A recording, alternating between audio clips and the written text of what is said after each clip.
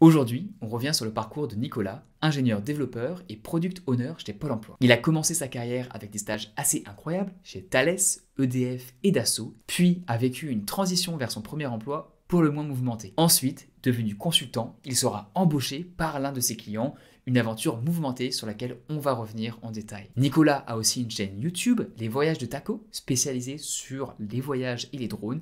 Si vous aimez ces sujets, elle vaut le détour, je vous mets le lien en description. Vous êtes sur Discussion d'ingénieurs, un podcast où l'on revient sur le parcours d'ingénieurs pour analyser comment ils ont évolué dans leur carrière afin de nous-mêmes mieux préparer la nôtre. Et donc, sans plus attendre, l'interview de Nicolas, ingénieur développeur, maintenant product owner chez Pôle emploi.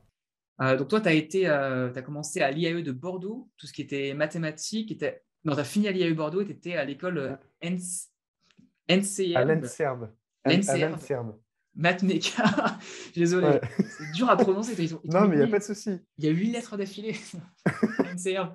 Ça veut dire Il n'y a quoi pas de l'NCRB souci. si tu t'en souviens? En fait, et pour expliquer, en fait, il y avait deux écoles, c'était l'ENSERB et Mathmeka qui étaient deux écoles et qui ont fusionné. Donc l'ENSERB, c'est l'École nationale supérieure d'électronique, informatique, radiocommunication de Bordeaux. Ok, Voilà. d'accord. Et Euh, Mathmeka?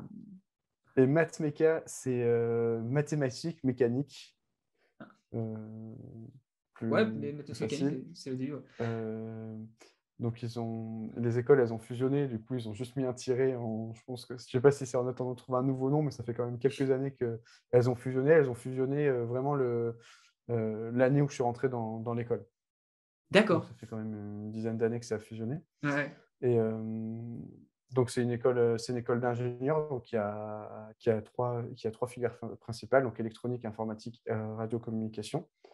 Euh, je l'ai intégré en prépa intégrée. Donc, j'ai fait 2 ans de prépa intégrée pour ensuite intégrer vraiment l'école en tant que telle en filière électronique, puisque Mhm. j'avais choisi la filière électronique. Et donc, 3 ans d'école d'ingénieur à Et comment l'INSERM. ça se passe, juste la prépa intégrée? Est-ce que tu dois faire des stages à ce moment-là ou c'est vraiment comme une prépa au sens où tu fais 2 ans et tu fais que des maths, de la physique et de l'électronique, ingénierie? C'est quoi la différence? Il y a une vraie différence parce que c'est prépa intégrée. Ensuite, tu es dans l'école, mais tu es toujours dans l'école. Comment ça se passe? Alors, c'est séparé de l'école. Enfin, Ok. c'est séparé de l'école. Oui, c'est vraiment séparé de l'école. C'est les mêmes cours qu'en prépa, c'est vraiment mathématiques, physique, etc. Donc là, c'était un cycle préparatoire intégré. On était mélangés avec des élèves d'autres écoles, puisqu'en fait, il n'y a pas, pour l'ENSERB, il y avait que 6 places en prépa intégrée par promo, enfin par an. Et donc, on nous réunissait avec des élèves qui allaient intégrer d'autres écoles d'ingénieurs de Bordeaux, enfin du regroupement d'écoles d'ingénieurs. Et vraiment, on fait les mêmes cours qu'en prépa, il n'y a pas de stage, il n'y a pas trop de TP, etc. Donc, c'est comme une prépa classique, sauf qu'il n'y a pas l'aspect compète. Donc, l'objectif, c'est qu'on ait tous la moyenne, enfin, je crois qu'il fallait, de mémoire, je crois qu'il fallait 11 pour être admis à l'école. Donc l'objectif, c'est qu'on est tous 11. On s'en moque que celui d'à côté, on soit meilleur que lui. On a tous notre place garantie, en fait. Donc il y a vraiment un aspect entraide. L'idée, c'est qu'on y arrive tous, quoi. Et c'est ça qui est un peu plus peut-être plaisant que en prépa classique où il y a les concours à la fin, quoi. Ouais, ouais, il y a un peu moins de pression et ça favorise peut-être Ouais, plus l'entraide, même si en vrai, la prépa, ouais, quand tu es dans une petite prépa, l'entraide est aussi là, mais ouais, ça la favorise seulement certainement mécaniquement beaucoup plus. ouais. Vous étiez donc 6 à vraiment 6 être pour six pour l'ANSERB, et je crois qu'en tout, on était une petite trentaine. Ah, c'est cool. Ouais. Et donc, tu arrives donc là, après, tu as 3 ans dans l'école dans la même et tu as Mm. fait une césure de ton côté parce que tu as fait 4 stages, donc tu as dû faire 1 an de gap ou pas? Non, parce qu'après, il y a le stage de l'IAE. Ah, d'accord, oui, tu as fait 3 ans d'école À d'ingénieur et l'INSERB, l'IAE, et c'était un après, master en plus. ouais, et après j'ai fait un master 2. D'accord. Et le master 2, c'était en quoi? Il y a eu administration des entreprises. Ça consiste en quoi? Je ne connais pas trop. Donc rien à voir avec la technique, l'électronique. En fait, on va donc, en administration des entreprises, on a des cours de RH, de comptabilité, de gestion, de droit, de marketing. C'est vraiment très vaste. Hem Et je tenais à faire ça, c'était vraiment un choix personnel. J'avais envie après, 3 ans techniques et avant de rentrer vraiment dans le marché du travail, parce que je savais que je referais pas des études plus tard. Enfin, je ne me voyais pas dire, «Je fais quelques années de boulot et je me remets dans les études». Je voulais en fait un peu, ouvrir mes connaissances, avoir un peu de culture générale Mmh. sur, le monde du travail, le droit, qu'est-ce que c'est un peu l'aspect, financier et cetera. C'est des choses qu'on ne voit pas en école. En école, on reste vraiment, très technique. On voit même les notions de enfin, je pense que ça a évolué depuis en 10 ans. Même les notions de gestion de projet et cetera, mais au final, on les voit pas trop, enfin, en tout cas, en filière électronique, on les a pas trop vus. Après, on les apprend très vite, hein, quand on est lâché dans le monde du travail. On est un peu obligé. Mais, voilà, j'avais envie d'avoir un peu plus ces notions-là, quoi. Ah, ça make sense, je Pour comprends, plus surtout tard. si tu as fait un parcours, très, technique une fois que tu étais dans l'école, Mmh. et moi un truc qui m'a impressionné dans ton profil, c'est que tu avais fait, 4 stages qui semblent très différents en tout cas sur les entreprises dans lesquelles tu étais. Mmh. Parce que c'était, Dassault, Thales, Boule qui est du consulting si je ne m'abuse, mais il faudra que tu me confirmes ça, Ouais, et c'est une ensuite SS2I, ouais. ouais, et ensuite, EDF.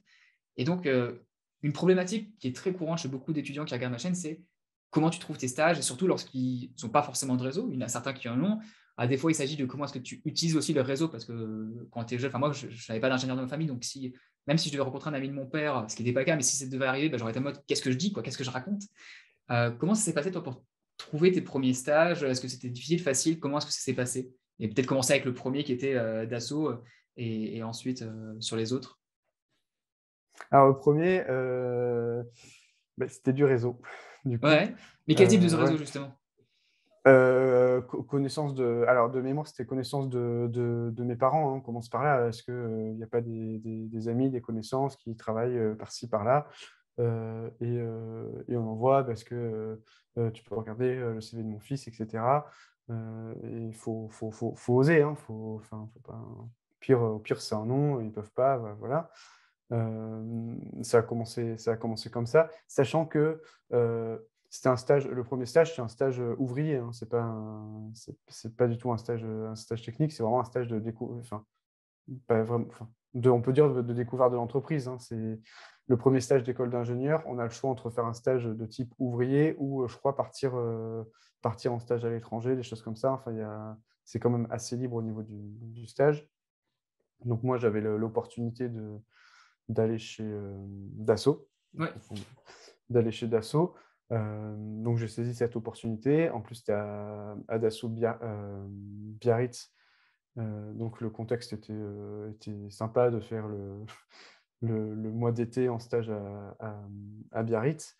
Et voilà, j'ai saisi cette opportunité, j'ai fait mon stage là-bas. Et ce Mmh. qui s'est passé pour le deuxième stage, c'est qu'en fait, c'est, les personnes avec qui j'ai travaillé à Biarritz Ouais, qui m'ont recommandé, parce que le monde il est petit, qui m'ont recommandé auprès de personnes de chez Thales, quoi. et c'est toi qui leur as demandé? Comment ça s'est passé justement le fait d'être recommandé par, l'équipe? Tu as gardé contact avec eux? J'ai gardé contact, j'ai redemandé, et en fait, quand j'ai cherché des stages la deuxième année auprès de Thales, j'ai demandé, à des connaissances. Ils m'ont dit: «Bon, beh, enfin», je pense que ça s'est fait, pas dans mon dos, mais, enfin, il y a eu des échanges qui se sont faits et je sais que mon profil, il a été recommandé, auprès de Thales, quoi.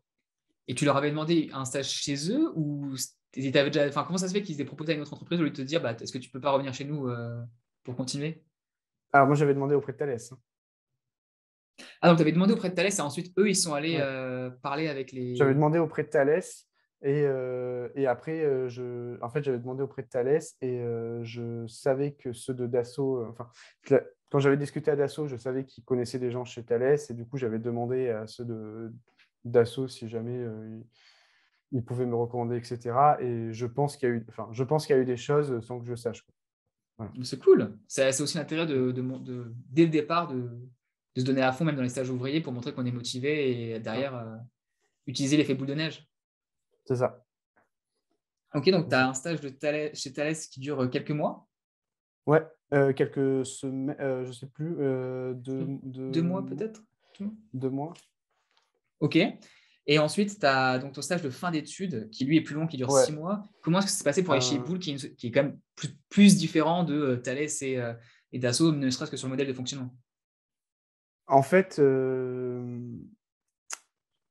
c'était un choix, vraiment personnel parce que aussi je voulais, en troisième année, il a fallu spécialiser, à l'INSERB. J'ai choisi l'option, système embarqué. J'étais en filière électronique et alors je me suis éclaté dans mes 2 stages qui étaient, plutôt donc, dans l'aéronautique, dans l'électronique. Mais, j'ai senti enfin arrivé en troisième année, j'ai senti que les débouchés, ça allait être peut-être, compliqué au moment où j'allais sortir d'école. Que peut-être que c'était pas, exactement ce que je voulais faire, l'électronique pure et dure, et que moi ce qui m'intéressait c'était, plus l'informatique, le développement. Sauf que, bah, il y avait une filière informatique, à l'ENSERB, et que je pense que tous ceux qui étaient en filière, informatique, ils allaient passer, avant moi, enfin au niveau du recrutement, quoi. Enfin, c'est quand on prend 2 CV, un qui est en filière informatique, l'autre en filière électronique, il y a pas photo, quoi. Mmh mh. Mmh. J'avais moins fait d'informatique qu'eux, et donc je me suis dit: «Faut absolument que je fasse un stage pur et dur en informatique. Il faut que je monte en compétence sur l'informatique». Donc j'ai cherché là-dedans, et j'ai eu la chance que, Bull, qui donc est une SS2I, c'est pas forcément ultra, sexy pour un stage, mais franchement c'était vraiment cool, me fassent confiance et me disent: «Bon, beh, OK, on te prend, et tu vas vraiment faire, du Java, du développement, en informatique, et progresser là-dedans, quoi». Donc c'est pour ça que j'ai accepté le stage chez Bull, pour vraiment pendant, 6-8 mois monter en compétences en informatique, et je me suis dit: «Ça sera plus le CV que je mettrai en avant que, peut-être la petite mention électronique sur le diplôme, quoi». Ouais. Ce qui est intéressant, c'est que tu as tout de suite, enfin même à la troisième année, tu t'es dit: «Je vais avoir un profil qui ait différentes skills, qui soient montrés pour, en te disant, le job d'après, j'aurais besoin de ces expériences-là pour, pouvoir plus facilement l'avoir ou en tout cas, j'aurai un profil plus robuste, pour avancer». Ouais, parce que c'était un choix. Je pense qu'il y en a dans ma promo qui ont continué ensuite en électronique, mais je sentais qu'en électronique, il y en a beaucoup qui allaient partir, dans la recherche ensuite vers, des doctorats, des choses comme ça, ou d'autres dans l'aéronautique, et moi, c'était pas un parcours qui forcément me tentait énormément, et je me suis dit: «Bon, ben, faut que je bifurque».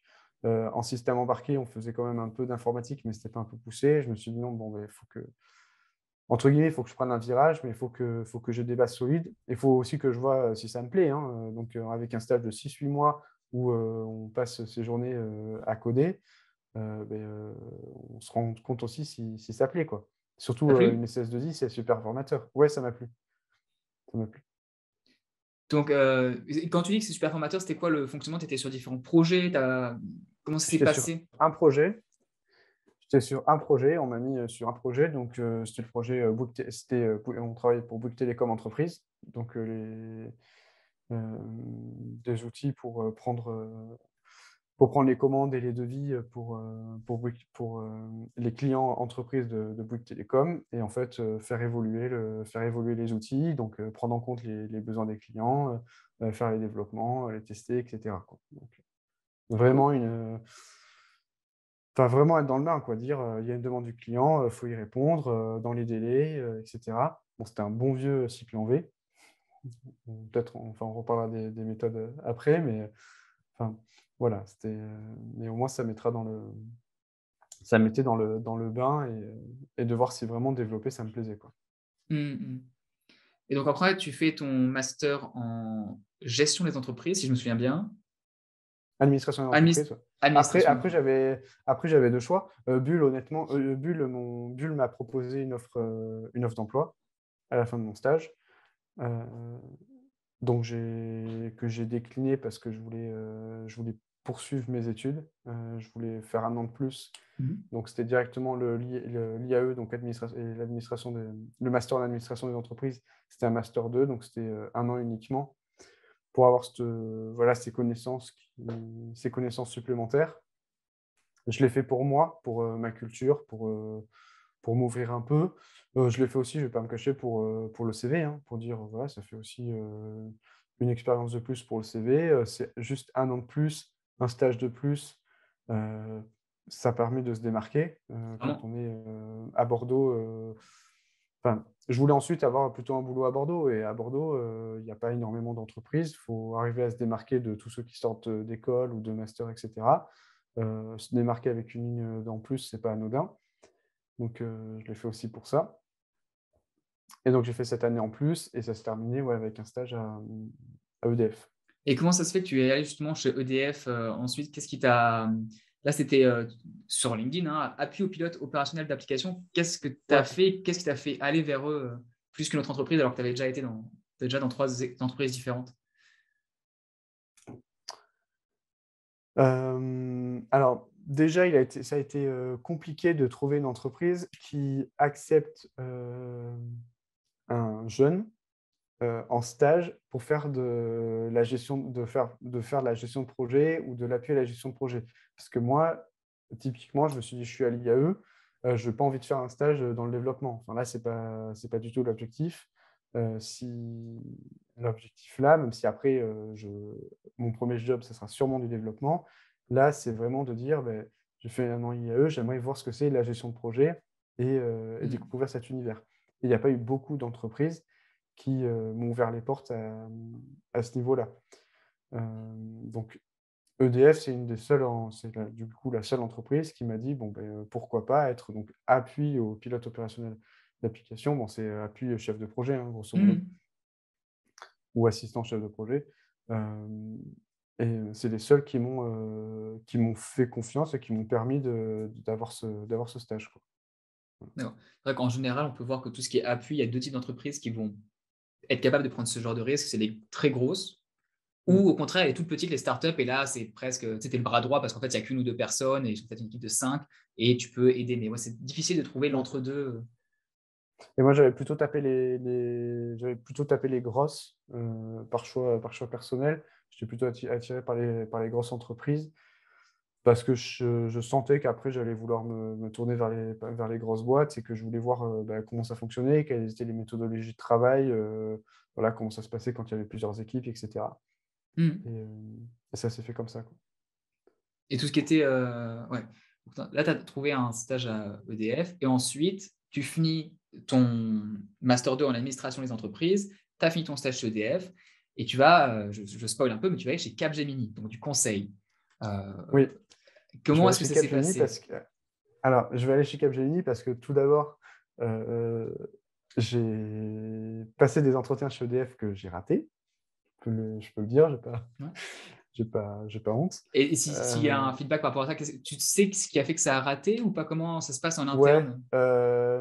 hem, je suis allé passer des entretiens alors j'étais chez EDF à Bordeaux et je suis allé passer des entretiens à Lyon, c'était, sur une journée, je crois il y en avait plusieurs, j'ai un peu oublié cette journée, mais c'était une journée rude. Ce qu'on m'a reproché, c'est quelque chose qui va revenir plus tard, hein, c'est un manque de confiance en moi, clairement. Heu, voilà, hem et pas assez me vendre. J'ai du mal à Je suis quelqu'un, de manière générale, j'ai du mal à me vendre, et C'est dur de reprocher ça à un profil ingénieur, c'est dur. Je trouve ça tellement horrible. Non, mais vraiment, enfin, c'est-à-dire que si tu es en vente et que tu es un sales, un commercial, tu vas avoir du bagou et vendre des opérations à plusieurs millions. OK, d'accord, il faut avoir envie de se vendre, mais je trouve ça difficile de reprocher ça à un profil qui a envie de, enfin, qui peut être en technique ou en gestion de projet, quoi. mmh et en fait, peut-être que j'avais un peu trop confiance, je sais pas. Je me suis dit: «Tiens, voilà, il y a une offre qui est ouverte chez EDF, il va y avoir des dizaines de candidats qui vont postuler», hein. C'était le cas, je sais plus combien on était, mais on était beaucoup. Je suis un des seuls qui est déjà dedans, qui est stagiaire. Je connais comment ça marche, je connais presque le boulot parce que, c'était pas exactement mon stage, mais j'ai fréquenté plein de gens qui faisaient Mmh. le boulot pour lequel je postule. Heu, enfin, j'ai toutes mes chances. Limite, c'est pas que je partais gagnant, mais enfin, voilà. Et je me suis, c'est pas que je me suis planté, mais en fait,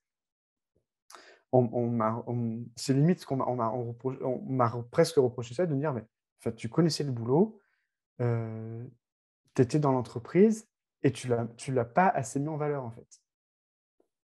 Tu as pas assez dit, Mmh. beh, ce job, il est pour toi». Enfin, ce que j'aurais dit, c'est ce que j'aurais dû dire, en fait. «Donnez-moi ce job, il est pour moi parce que je connais la boîte, je sais ce qui je vois tous les jours des gens qui font ce boulot, je sais comment le faire, donc je sais qu'il me plaît, donc je suis celui qu'il me faut». Mais, avec du recul, c'est facile à dire, mais je me voyais pas du tout dire ça. Je me suis dit: «Enfin, je peux pas jouer cette». Enfin, moi, je me voyais pas jouer cette carte-là. Je me dis: «C'est trop simple, c'est un peu vantard». Enfin, je sais pas. J'étais jeune, hein.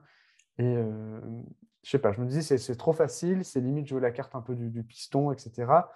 Donc j'ai pas assez joué cette carte-là. Enfin, j'ai dit que je bossais et cetera, que j'étais en stage, hein, mais je l'ai pas assez appuyé et en fait, c'est ce qui m'a coûté le job. Après, je le regrette pas, hein, je suis très heureux aujourd'hui, j'ai eu plein d'opportunités derrière.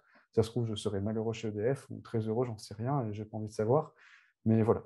Non, mais c'est hyper intéressant parce que c'est typiquement le genre de réflexion qu'on peut avoir quand on est plus jeune, de dire des fois, parce que je l'ai eu aussi, hein, à un moment donné, sur un choix que j'ai dû faire, c'était: «C'est trop facile si je fais ce choix-là» ou «C'est trop facile Mmh. si dans ton cas, j'appuie cet argument-là», mais en fait, peu importe que ce soit facile ou difficile, le but de la vie, c'est pas d'être difficile, c'est si tu peux avoir quelque chose qui te plaît vraiment, même si ça peut être très bien si tu l'as pas parce que tu auras d'autres opportunités, mais faut y aller, enfin, faut pas hésiter à y aller et à jouer la carte facile parce qu'en fait, c'est celle qui marche. Ouais. Non, super intéressant. Et donc tu te retrouves où tu ne l'as pas. Qu'est-ce que tu vas faire ensuite comme type de démarche? Qu'est-ce qui va te faire, Bah, en décoller? fait, ensuite, j'ai un diplôme donc entre guillemets, je suis au chômage, hein. Je me retrouve, voilà, c'est la fin des études, il faut trouver un job. Hem, ouais, donc là, on commence à envoyer, des CV partout et cetera. Je voulais rester à Bordeaux et je me suis dit: «Je me fixe un objectif, je cherche pendant 4-6 mois à Bordeaux». J'envoie des CV, là où je peux. Je passe des entretiens. Si au bout de 4-6 mois, c'est pas concret, j'élargis, quoi. J'élargis dans d'autres grandes villes en France. Hem, Avec mon profil, je savais que si je tapais Paris, enfin, ça allait marcher, quoi. Enfin, en quelques jours, semaines, j'avais un job, je pouvais monter à Paris. Mais ça me faisait pas forcément rêver d'aller à Paris, donc je dis: «Bon, je tente Bordeaux et si ça marche pas, beh, tant pis, j'irai ailleurs». Mmh. Donc j'ai commencé à passer, enfin, envoyer des CV, passer des entretiens, jusqu'à arriver, bon, bah, à Capgemini. Au Capgemini, j'ai passé, 2 entretiens, un entretien technique et un entretien, RH, ce qui est classique, mais il y en a eu que 2 entre guillemets, des fois il y en a plus. Hem, Ça s'est bien passé, et après, il a fallu attendre le retour. Le retour a mis du temps à venir, voire n'est pas venu, en fait.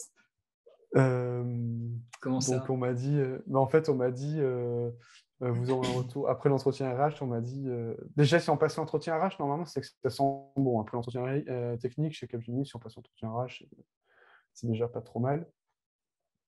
Et on m'a dit, on vous rappelle sous une semaine, 10 jours quand même.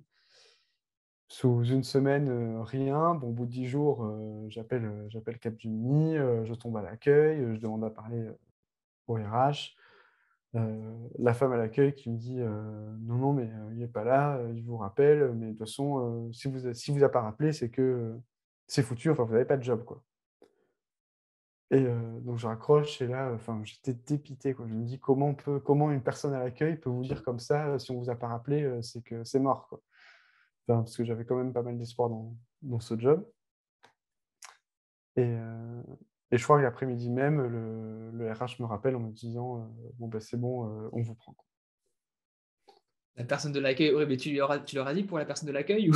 Non, j'ai pas osé. Je me suis dit: j'ai pas Je osé». prends. Ouais, je prends, j'arrive, je signe et donc je suis rentré chez Capgemini. Et j'ai quand même commencé chez Capgemini avec 3 mois d'intercontrat. Alors, je sais pas si ça te parle, toi, C'est l'intercontrat. enfin, moi, ce que je connais, c'est on dit à la plage, c'est quand tu fais de la tu vas être sur les tenders, sur les appels d'offres pour essayer de gagner des Ouais, contrats. Et une c'est fois qu'il y ça. en a un, ouais. C'est ça. C'est t'arrives et t'as pas de mission. T'es sans mission. Alors au début, ça fait un peu peur. On se dit, mais qu'est-ce qui arrive? On arrive, on est directement dans le placard, hein, parce qu'en plus, c'est un petit bureau à attendre. Euh, Après, faut pas le voir comme un truc super grave, hein.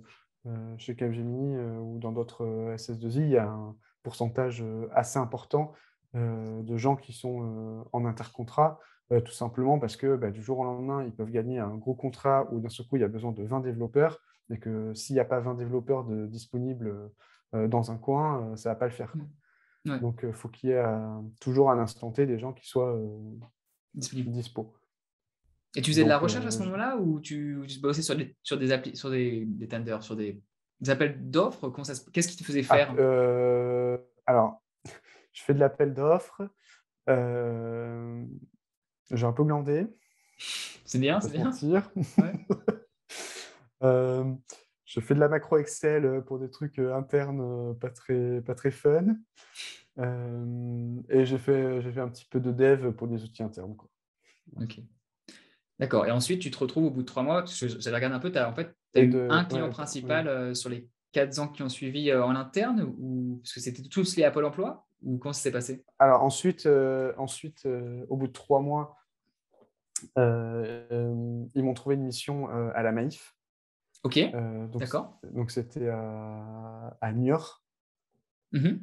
Donc Niort, c'est à 2 heures en voiture de Bordeaux, Ok, nord, est, sud, ouest. Enfin, nord. C'est nord. pas Très bien, à non, mais... trois quarts d'heure de La Rochelle. Ok, ouais, ouais. Alors sur le papier, ça faisait pas rêver d'aller à Niort. Après, j'étais en interco depuis 3 mois, j'étais en période d'essai. Euh, bon, je me dis, bon, je me voyais pas trop refuser. Je me suis dit aussi, aller loin, aller chez un client loin, faire l'effort maintenant alors que je suis jeune, je n'ai pas forcément de famille, etc. C'était peut-être aussi, enfin c'est peut-être bien, quoi. Autant faire l'effort maintenant, partir en mission 1 an, 2 ans, revenir, et ensuite avoir plutôt des missions locales, et que quand on me dira dans 2 ans ou dans 3 ans, ben, il y a notre client super loin, j'aurais peut-être l'argument de dire, bon, ben, c'est bon, moi j'ai donné, vous m'avez envoyé Ouais, à ouais, ouais. Niort 2 ans, donnez-le à l'autre, quoi. Non, très smart. Euh, donc du coup, j'ai accepté, et eh ben, ça a été génial. Enfin, j'ai aucun regret d'avoir accepté cette mission à Niort, à la Maïf, donc le siège social de la Maïf. 1500 personnes au même endroit. Je ne sais pas combien de bâtiments. C'est une mini-ville. Il y a... Enfin, c'est dingue, quoi. Et des projets super intéressants. Donc vraiment cool. Une très bonne expérience. Donc en développement web. Donc vraiment monter en progression. Enfin, Compétence. en compétences, pardon. Yeah, yeah. Monter en compétence sur le dev, monter en compétence sur le dev web. Méthodologie agile. Mhm. Donc pareil, c'était mon premier projet en méthode agile, donc vraiment très intéressant à ce niveau-là.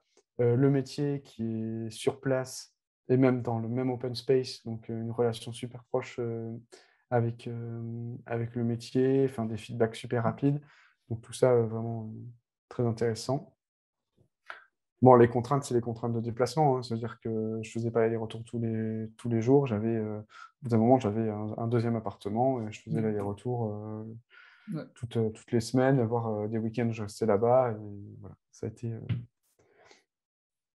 a été mon quotidien jusqu'au jour où, au bout d'1 an et demi, je me suis dit, bon, ben, c'est bon, je suis un peu épuisé, j'en ai un peu marre, j'ai envie de rentrer. Donc, il a fallu que j'explique ça à Capgemini, qu'il y ait une transition avec le client. Donc, j'ai commencé à dire ça à Capgemini. Ça ne peut pas se faire du jour au lendemain. Bien sûr. Faut que, voilà, Donc j'ai vu ça avec Capgemini, de dire: «Bon, ben voilà, j'aimerais, mettre fin à ma mission, que je rentre». Pas sous une semaine, mais qu'on organise ça. Donc ça veut dire qu'il faut trouver le meilleur moment pour partir, c'est-à-dire soit une fin de version, donc dire, bon, beh, tu finis cette version, elle est mise en production et ensuite tu t'en vas, ou une fin de projet. Moi, je crois que Mmh. c'était une fin de version. Trouver un remplaçant, donc pendant ce laps de temps, trouver un remplaçant, le faire monter en compétences et cetera. Donc on organisait tout ça pour que, beh, on mette en place ma sortie, que le client soit averti, qu'il soit OK avec ça et que, beh, je prépare mon retour dans les meilleures conditions, quoi. Ouais.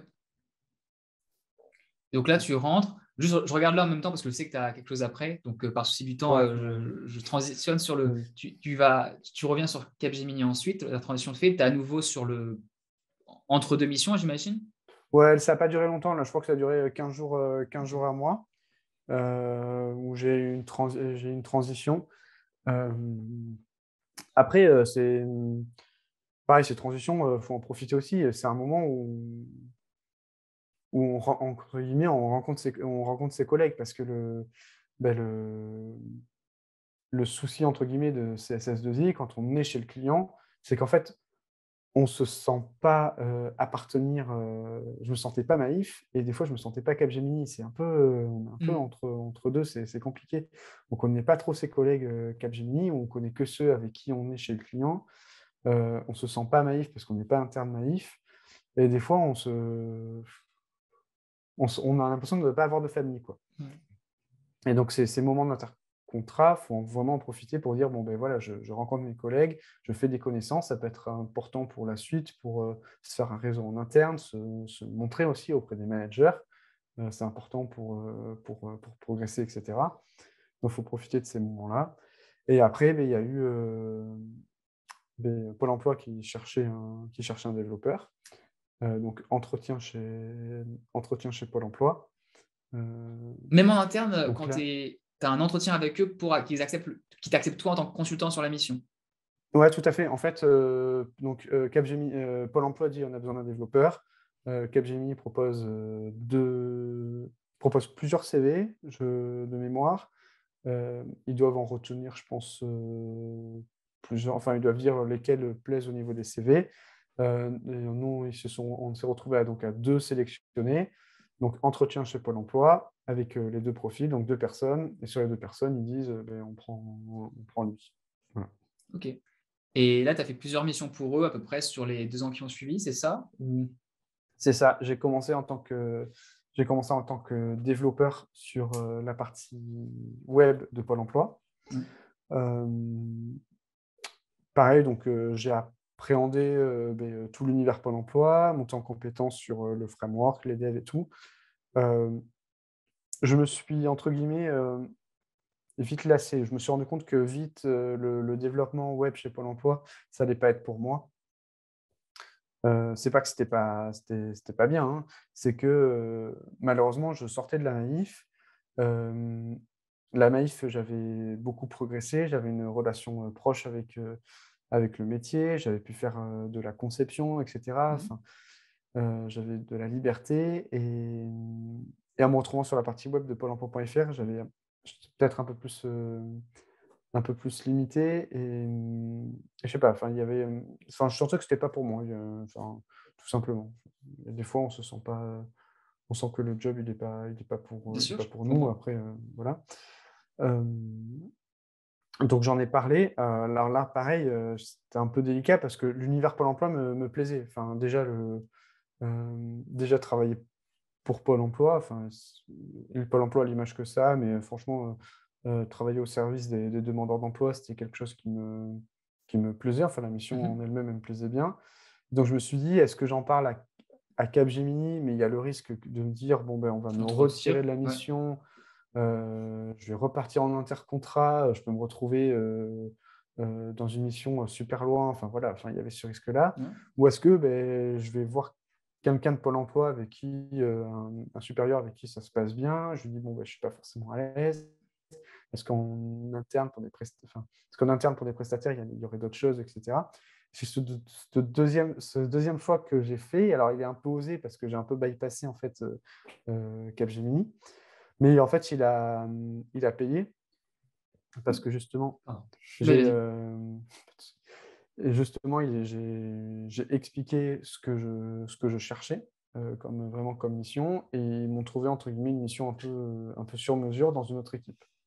Donc ils C'est en là où ont tu es parlé devenu, pareil, c'était coordinateur technique ou product owner à ouais, ce c'est moment-là? ça, que d'abord coordinateur technique. Mais pareil, ensuite, il a fallu vraiment parler à Capgemini pour me remplacer, Ouais, sur ma mission, d'origine et donc je suis passé sur les équipes des applications mobiles de Pôle emploi. ouais, Donc déjà quelque chose qui me passionnait beaucoup plus, travailler sur, l'univers des apps mobiles et en tant que coordinateur technique, donc à l'époque, il y avait, 2 applications, mobiles principales, chez Pôle emploi, donc avec, 2 product owners. Et moi, j'étais là en appui technique, donc les product owners étaient plus là sur la partie fonctionnelle et moi, j'étais là sur les parties plus techniques, donc tout ce qui était, plutôt les API, les choses comme ça mmh. et j'ai fait ça pendant quelques temps. Vraiment, je me suis épanoui dans l'équipe, je me suis éclaté et hem et ça a continué jusqu'au moment où Pôle emploi a eu besoin d'une nouvelle application mobile et donc la question s'est posée de dire: «Beh, qu'est-ce qu'on fait? Est-ce que je reste coordinateur, technique et la nouvelle application, elle est prise par un des autres PO? Ou est-ce qu'en fait, je deviens PO de product owner de ma propre application?» Mais du coup, ce rôle que j'avais et beh, il faut qu'en fait, chaque, product owner, Tu le récupères. le prenne un peu, à sa charge. C'est-à-dire qu'on devient vraiment, hem, product owner, mais aussi bien fonctionnel que technique, de vraiment, de bout en bout de son app. C'est la décision qu'on a prise en accord avec tout le monde, donc il a fallu que je fasse des tout petits transferts de compétences, sur les parties techniques, que chacun récupère. Enfin, de toute façon, je partais pas, donc si besoin, j'étais encore là pour aider et donc c'est comme ça que je suis devenu, qu'on m'a fait confiance et que je suis devenu product owner de ma propre application. Donc j'étais toujours, consultant Capgemini Et là, et je une suis des devenu grosses questions que je product me owner. posais, c'est, une fois que tu es devenu product owner, la transition entre être consultant et justement être recruté par Pôle emploi, j'ai vu ça sur le profil, je me suis dit: «Mais comment est-ce que ça s'est passé?» Quels sont les types de discussions que tu peux avoir pour que ça se produise? Alors, Si tu peux en parler en tout cas, parce que je sais ça oui, je oui, sais pas. il y a pas de, alors il y a pas de secret. Hem, donc, en fait, chez Pôle emploi, ils ont, tout simplement, il y a des fois des enfin, il y a des sur certains jobs, il y a des prestataires et il y a des internes. Aussi bien chez les développeurs, chez les PO, chez les managers et cetera. Et des fois, il arrive que, quand on estime que le poste il va être, pérenne dans le temps, le poste il soit, internalisé. C'est-à-dire on dit: «Bah, là, ça vaut pas le coup de mettre un prestataire». Un prestataire, on ne se le cache pas, ça coûte, plus cher Oui, qu'un interne, donc vaut mieux qu'on mette un interne à la place. Donc des fois, il y a des postes qui sont ouverts, en interne. Donc là, ce qui s'est passé, c'était que le poste de product owner, il a été ouvert pour dire, il y a besoin d'un interne.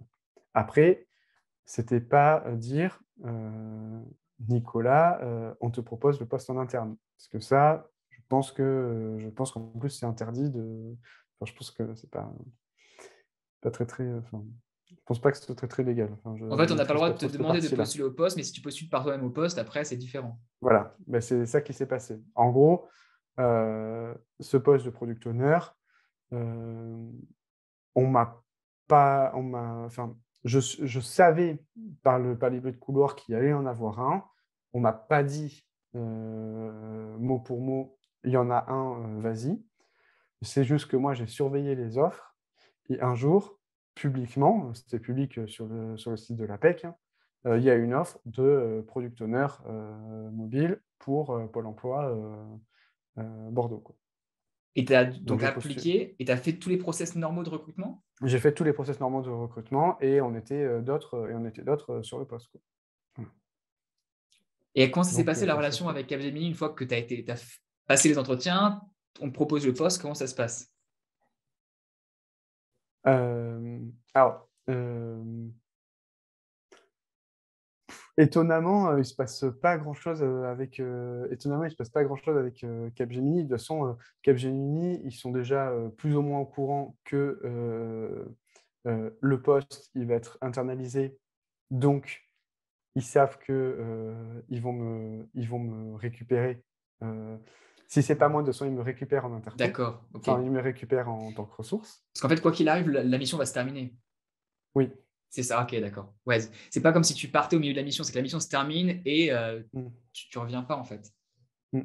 Donc que ce soit moi ou pas, enfin, si c'est moi, bah, voilà, ils me perdent. Si c'est pas moi, ils me récupèrent, en tant que ressource dans leurs locaux, grosso modo. Et donc moi, j'avais rien dit, hein. J'avais rien dit à Capgemini. Vraiment, j'ai gardé le secret sur le process et cetera. Et quand, vraiment le process, il a été assez long et quand il a été terminé et que, j'ai eu la proposition, j'étais sûr de vouloir, quitter Capgemini. J'aurais pu hésiter, hein, dire, «Voilà, il y a la proposition, en fait, ça m'intéresse pas». Mmh. J'étais sûr, j'avais un gap niveau avantage, niveau salaire, donc voilà. Donc je suis allé voir Capgemini en disant, je suis allé voir le RH en disant: voilà, vous allez recevoir une lettre de démission parce que j'ai une proposition en interne, chez Pôle emploi». Le RH m'a demandé, le salaire que j'allais avoir. Je lui ai dit. Grosse Il a même pas cherché à s'aligner, heu et la discussion, elle s'est terminée comme ça, voilà, bon, bonne continuation, quoi. Presque le RH te dit: «Je Du comprends, coup, vas-y». voilà, donc c'est limite, pas de regret. Après, je suis très bon terme avec Capgemini, j'ai gardé des contacts avec les gens de Capgemini, mais voilà, ça s'est fait vraiment, naturellement. Ma lettre de démission, elle est partie. J'ai essayé de négocier mon préavis, ça a été refusé. Là aussi, normal, je serais Capgemini, je la refuserais, faut se dire facturer un mois de plus, on peut facturer encore 3 mois de plus le prestataire, autant en À 100 profiter. On va ouais. pas se Voilà, faut le voir comme ça aussi. Donc j'ai fait mes 3 mois de préavis et ensuite, je suis passé, interne. Ouais. Non, c'est de bonne guerre et ça se comprend, ouais, de leur point de vue, ils perdent, il y a pas de problème et c'est vrai que là, ce que j'avais pas vu avant, c'était que, vu que la mission allait se terminer, c'est beaucoup moins grave que si tu es en plein cours d'une mission et que là, tout Mmh. d'un coup, le poste, enfin, tu sais, ça se passe en catimini, personne ne le sait et puis pouf, tu démissionnes et tu te retrouves de l'autre côté. C'est pas du tout la même Mmh. optique, c'est pas la même dynamique pour l'entreprise. Et moi, d'un point de vue personnel, j'arrivais alors, il faut savoir qu'un prestataire, normalement, il a pas le droit de rester plus de 4 ans Ah ouais? chez Pôle emploi. Parce que là aussi, il y a des règles vis-à-vis que ça peut être je sais plus comment on dit, mais hem, entre guillemets des vrais emplois déguisés, quoi. Enfin, Mmh. ensuite, on peut ensuite se considérer comme un vrai interne, Mmh. donc Mais des il y a limites. des délais, enfin, il y a des limites max. Donc pareil, moi, j'approchais de cette limite et dans tous les cas, je crois qu'il me restait 1 an ou un peu moins d'1 an. Et à la fin, fallait que dans tous les cas, je rentre et je sois remplacé. Donc même pour moi, cette opportunité, je voulais la saisir parce que, j'étais attaché à mon job, à mon équipe et j'avais envie d'y rester, quoi. Ah, c'est cool et là, ça fait plus de 3 ans que tu y es maintenant. Si on compte tout, prestat et interne, ça va faire, 6 ans. Ouais, 6 ans et 3 ans en interne, un ouais, peu plus de c'est 3 ans en ça. interne. Ouais. OK et juste, je regarde l'heure et je veux pas te retenir trop longtemps parce que je sais que tu as quelque chose Non, derrière. Mais s'il y a une dernière question, ne serait-ce que par rapport à pour reboucler sur ce qu'on a dit au début, parce que là, j'ai trouvé que ce qu'on a dit sur tout ce qui était évolution, bah, c'est hyper intéressant.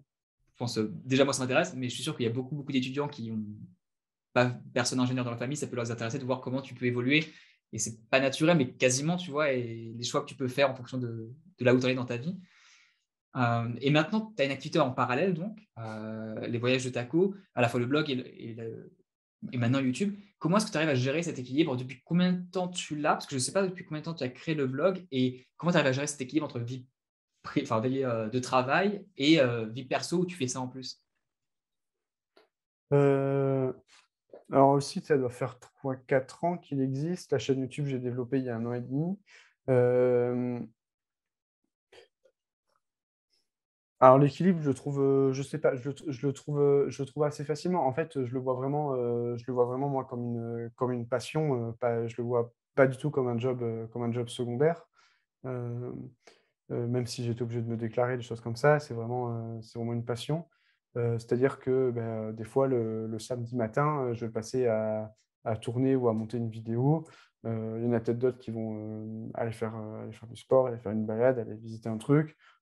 Moi, je vais tourner ma vidéo, c'est ma façon à moi de m'exprimer, de m'éclater. C'est comme ça, donc des fois ça va me bouffer un samedi ou un demi-samedi et je le fais vraiment sur mon temps libre ou alors le soir, en mettant la télé en fond, je vais, écrire des articles, des choses comme ça, ou des fois il y avait une période où je me levais plus tôt le matin pour pendant une demi heure, une heure, m'occuper un peu de mon site. Donc vraiment, c'est sur mon temps libre et pour l'instant, ça me bouffe pas. J'arrive à faire tout ce que je veux, hem, donc ça me convient. C'est cool et puis, même une vidéo toutes les 2 semaines, c'est un bon rythme pour quelque chose que tu fais, bah, comme un hobby justement, c'est beaucoup déjà. Ouais.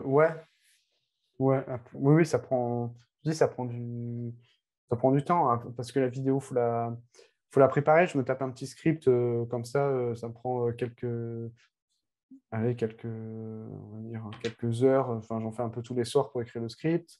Le tournage, c'est, 2-3 heures, souvent un samedi matin. Mmh. Après, il y a tout l'aspect, montage à faire, un petit peu de temps en temps et Ça te prend combien après de la temps le montage? publication. Je pense que ça me prend plus longtemps que le tournage. On va en avoir pour 4-5 heures de Ouais, montage ouais. en tout. Mais, c'est le moment où je m'éclate le plus, Ah ouais? je pense. Ouais. En même temps, c'est vrai que tu fais beaucoup de choses qui sont beaucoup plus visuelles, donc je comprends à quel point ça peut être agréable de mettre ça en place, Mmh. Ouais, parce que je pense que c'est le moment où bon, le tournage, voilà, c'est un face cam, bon, des fois, j'essaye de faire des plans de coupe, des choses comme ça. Mais, je sais pas, je trouve que c'est au montage après où j'arrive le plus à exprimer ma créativité, à m'amuser, à mettre un peu de son, des choses comme ça, mais voilà. Après j'aimerais réussir à m'exprimer plus aussi au moment du montage, faire un peu plus de storytelling, des choses comme ça. Ce sera peut-être l'étape d'après, mais mmh. on verra. Une dernière question, Ouais, c'est vas-y. pour le type de personnes qui regardent cette vidéo en général, donc sur mon audience, c'est plutôt des jeunes ingénieurs qui vont avoir entre 22 et 28 ans, on va dire. Est-ce que tu as un conseil par rapport à quelqu'un qui aimerait travailler dans tout ce qui est développement, au début de sa carrière, par rapport à ce que toi tu as eu comme progression, par rapport au ça, est-ce que tu aurais un conseil à donner à quelqu'un de plus jeune? Par exemple, le conseil que tu donnerais à Vraiment, toi-même si tu enfin devais recommencer?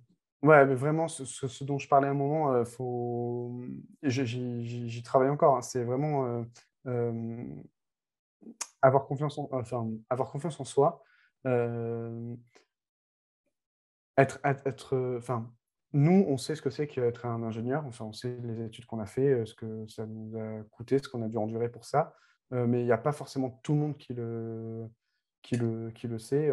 C'est pas juste en disant, «Moi, je suis ingénieur» que tout le monde sait, ce que c'est qu'un ingénieur et tout ce que ça, veut dire derrière. Donc faut pas hésiter, en fait, à avoir confiance en soi et à se vendre, à savoir se vendre, et aller au-delà de ce titre d'ingénieur et de certaines lignes sur le CV. Il faut vraiment, arriver à prouver ce qu'on est.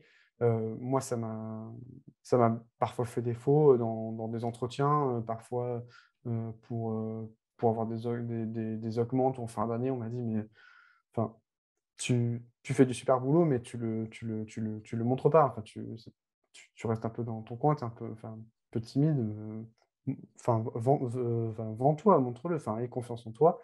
Tu fais du super job, quoi». Hem Et je sais que ma chaîne, mine de rien, elle m'aide aussi en ce sens-là.